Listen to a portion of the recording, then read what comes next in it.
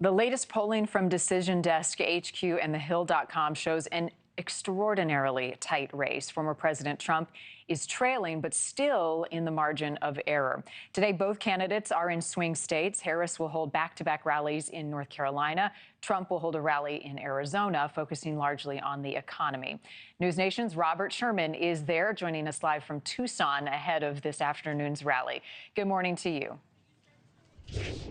Hey, good morning to you, Marni. You see things starting to hum to life here just a little bit as the campaign trail shifts out west here to the Grand Canyon state of Arizona, where the former president is really expected to hone in on what many of his advisors say are the key issues for him to lean into. That includes the economy, that includes inflation, that includes housing and housing shortages that you see around the country, the need for jobs as well.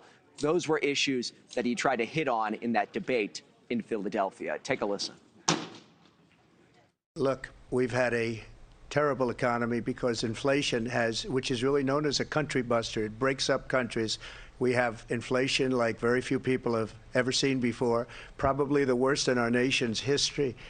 This has been a disaster for people, for the middle class, but for every class. Important element here in Arizona as well is the fight to secure Latino voters. And you see some of these numbers that are on your screen right now. 18% of Arizona Latinos will be voting in their first presidential election in 2024. 37% of the Arizona Latino electorate is new since the 2016 presidential election. You look at the top three issues polled that seem to matter the most: inflation, the cost of everyday goods, housing, the ability to secure affordable living spaces, jobs, the need to bolster the economy on that front as well. So no surprise that the former president trying to hone in on those topics today. Marni. And Robert, we've been spending a lot of time in Arizona all this week in our swing state spotlight. We're learning a lot about the demographics of that state and where people's heads are at. Talk about the tightness of the race right now and some of the polls and the top issues on folks' minds. Well, I mean, when you look at Arizona as a whole, I mean, there's a history of Republicans doing well in this state. The 2020 election and the 2022 midterms being a bit of an exception in recent years. You look at where things stand right now, according to the latest Decision Desk HQ average of polls. Look at that. Neck and neck, tied between Vice President Kamala Harris and former President Donald Trump. It's about as tight as it gets here. And here's the significance of all of this, Marni.